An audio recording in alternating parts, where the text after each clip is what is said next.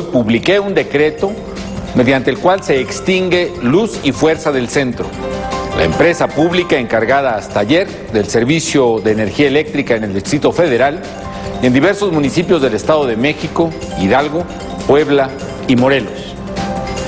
He tomado esta decisión con base en lo que dispone el artículo 16 de la Ley Federal de Entidades Paraestatales, que establece la extinción de las empresas y organismos descentralizados cuando su funcionamiento no resulte ya conveniente desde el punto de vista de la economía nacional o del interés público.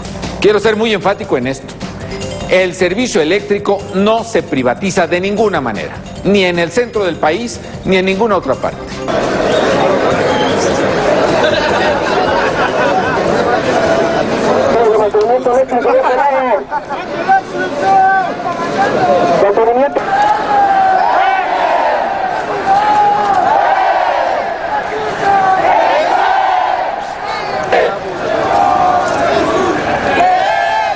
Buenas noches, bienvenidas y bienvenidos. El tema en México es esto que usted acaba de escuchar, el anuncio del gobierno federal de la extinción de la Compañía de Luz y Fuerza del Centro. Y bueno, pues hay manifestaciones en la calle del Sindicato Mexicano de Electricistas y de otros sindicatos en contra de esta medida, que ha concitado pues posturas diversas en la opinión pública mexicana, empresarios que se pronuncian a favor de esta decisión, sindicatos que se manifiestan en contra y bueno, pues varias interrogantes que están en este momento a la mesa, y de eso queremos hablar esta noche. Una vez que vimos este fin de semana, bueno, pues la toma de las instalaciones por parte de la Policía Federal Preventiva, por parte de las autoridades federales que tomaron las instalaciones de esta Compañía de Luz y Fuerza del Centro, después la publicación del decreto del Poder Ejecutivo en donde se explica la extinción de esta compañía, y después las expresiones que estamos viendo en la calle en las últimas horas en la capital de la República Mexicana. Esta noche hemos invitado, y le agradezco mucho a los dos que nos hayan aceptado esta invitación para conversar con ellos, a Antonio Gershenson. Antonio es maestro en ciencias en física, fue director de alumbrado público de la Ciudad de México de 1998 a 2007 y bueno, entre otras cosas ha sido fundador del diario La Jornada, donde colabora frecuentemente en las páginas de este diario. Antonio, gracias por estar aquí, bienvenido. De nada, gracias. Buenas noches. Nos acompaña también en este estudio José Luis de la Cruz Gallegos. José Luis es profesor del Departamento de Finanzas y Economía de la División de Negocios del Tecnológico de Monterrey. Gracias, José Luis, por estar aquí. Gracias. Buenas noches y bienvenido. Bueno, Antonio, siendo tú un experto en la materia, siendo tú un hombre que fue director de alumbrado público de la Ciudad de México y la experiencia directísima que has tenido en la materia, ¿qué opinión te merece el decreto del gobierno mexicano para extinguir a esta compañía de Luz y Fuerza? Sí, bueno, creo que por lo pronto nos meten a los que vivimos en esta ciudad en un verdadero problema. No me acuerdo quién, pero leí que declaraban que 300 ingenieros de la Comisión Federal de Electricidad estaban a cargo de todo esto, que normalmente se tendía por varios miles de técnicos e ingenieros. La red de esta ciudad es verdaderamente antigua en un porcentaje muy alto. La mayoría de las subestaciones tienen más de 30 años, más de 40 años, y no ha habido nunca presupuesto para su renovación. O sea, la Secretaría de Hacienda no ha enviado presupuesto para renovar una cantidad enorme de equipos. El presupuesto que se propone para el año próximo, que ya no se va a llevar a la práctica, pero se mandó al Congreso, a la Cámara de Diputados, el presupuesto que se propone, bueno, para Comisión Federal de Electricidad tampoco es la gran cosa. 12% del presupuesto va a inversión, pero en Luz y Fuerza del Centro 5% va a inversión de todo el presupuesto que se está proponiendo para el año próximo.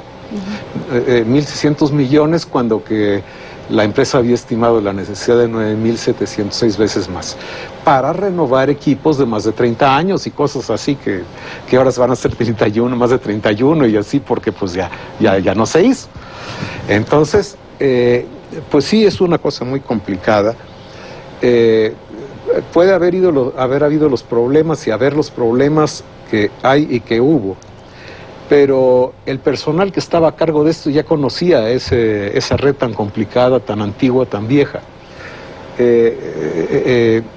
Nosotros recibíamos, como en la Dirección de Alumbrado Público que manejaba pues todas las cuestiones relacionadas con luz y fuerza del gobierno en su conjunto, del gobierno de la ciudad, eran 2,000 contratos y nosotros recibíamos la factura en un rollo de papel con agujeritos en los lados, escrito así con un gris pálido, o sea, vaya, un equipo arcaico, y durante años estuvimos viendo la forma de que nos mandaran las facturas pues en memoria ya grabada para nosotros analizarlas así, y nunca se logró ese cambio, sigue igual.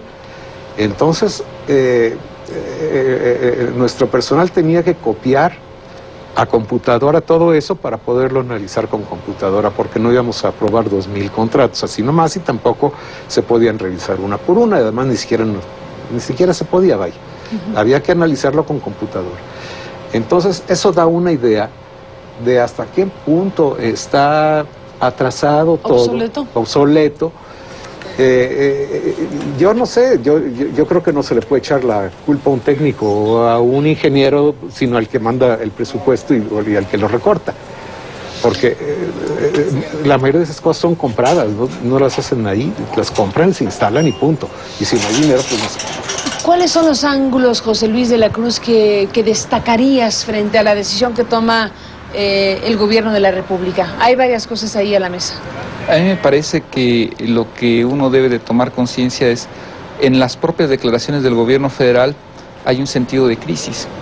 En el momento en que se toma la decisión de cerrar una empresa, con la complejidad que muy bien plantea Antonio en la parte operativa, de que se está diciendo hay inviabilidad financiera, hay inviabilidad técnica.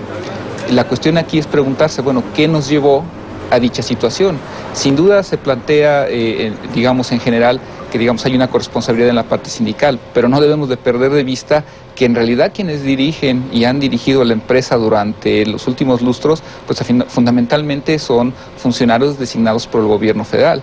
Y en este sentido, la cuestión de urgencia, la cuestión de crisis, sin duda nos está planteando algo que es, pues que no supieron administrar o no quisieron administrar de manera adecuada, de manera eficiente, productiva a una empresa que por sus propias características reclama algo que es innovación tecnológica, no solo para la distribución, que es fundamentalmente a lo que se dedicaba ya la empresa, sino para la generación de energía y para la renovación de la parte operativa de la misma. Yo creo que ese es un primer elemento que debemos tomar en cuenta como marco, como paraguas de lo que está sucediendo. A partir de ahí nosotros podemos tomar diversas vertientes. En la parte económica, sin duda, si ahorita nos ponemos a revisar las cuestiones financieras de la empresa, es difícil no decir que los subsidios son muy altos, que la parte de gasto corriente, fundamentalmente la parte de servicios personales y el sistema de pensiones es mucho mayor que la parte en gasto en capital. Sin duda también es evidente que en la parte tecnológica el nivel de atraso es muy grande, y si le agregamos la vertiente política, en donde existe un sindicato altamente politizado, que en general no ha compartido la visión del sistema político dominante, pues en un momento dado tenemos un caldo de cultivo ahí que sin duda es complejo y que está ahorita reflejándose en una problemática política y social que es muy probable que esté rebasando las expectativas del gobierno federal, pero no debemos de perder justamente que el origen de todo esto tiene su razón de ser en la mala administración, en la mala planeación y en la mala conducción de lo que fue la empresa durante los últimos lustros. En el discurso de Felipe Calderón hay un punto en donde dice que cualquier cosa que pretendiera hacer el gobierno tenían que pedirle permiso al sindicato. ¿Así es, Antonio? No, no es cierto. No es cierto. Sí es cierto que el sindicato ha tenido un peso, pero pues con ese criterio hubiera sido similar al sindicato petrolero o qué sé yo, y por ahí decía el jefe de gobierno de esta ciudad que podían haber cerrado a Pemex con el mismo pretexto. Pues es parte del debate. Antonio, José Luis, déjenme hacer una pausa y regresamos en esta conversación. Sí. Sí. La extinción de Luz y Fuerza del Centro es una medida pegada estrictamente a derecho y conforme a lo dispuesto por la Ley Federal de Entidades Paraestatales. Para la expedición de este decreto se cumplieron todos los requisitos y formalidades legales y reglamentarias. Por tanto, el Ejecutivo Federal sostiene y sostendrá la legalidad de la medida. El artículo 16 de la Ley Federal de Entidades Paraestatales prevé como causa de extinción de los organismos descentralizados que su funcionamiento no resulte conveniente para la economía nacional o el interés público. Al verificarse la causa legal, procedía a la extinción de Luz y Fuerza del Centro.